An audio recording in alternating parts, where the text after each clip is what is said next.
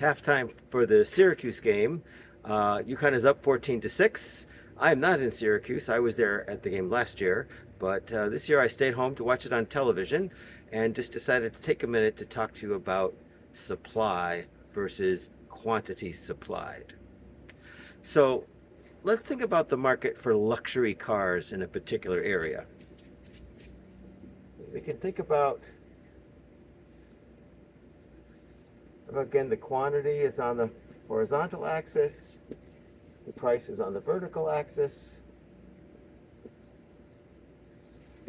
a supply curve that slopes up and a demand curve that slopes down, and we'll have an equilibrium quantity here and an equilibrium price here.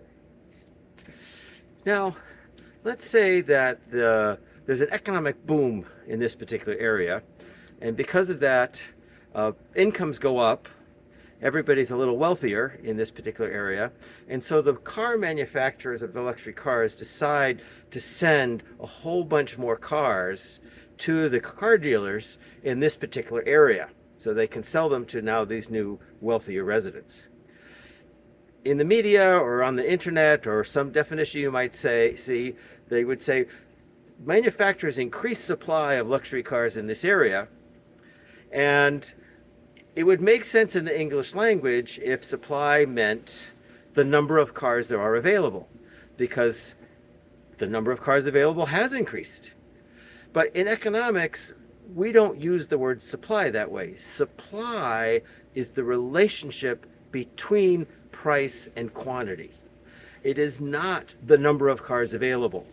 And so if you Google on internet, if you just put it in ChatGPT, and ask what is supply, it'll probably say something like the amount of cars that are available. And that's just not true. It's the relationship between price and quantity. So what we would say has happened in this particular market is because the incomes of this area have gone up because of the economic boom. What shifts a supply curve? Change in income is not on that list. What shifts the demand curve? Change in income.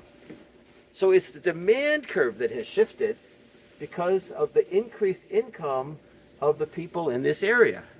And as the demand curve shifts to the right, we end up with a new equilibrium quantity, which is higher than the old one.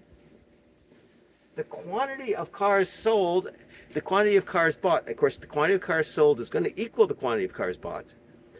By definition, the quantity of cars has increased, and the quantity supplied has increased.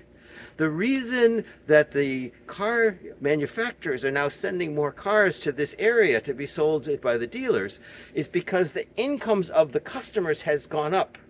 That's the shift that has happened.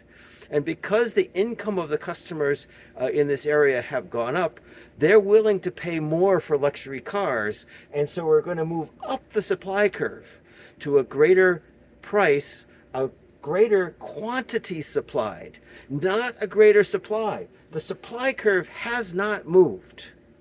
So I hope this example will help you understand the difference between supply and quantity supplied, and also realize that when you just Google something or put something in ChatGPT or something like that, you're not necessarily going to get the correct answer, at least in terms of what we talk about in this particular class. I'll see you on Wednesday in class.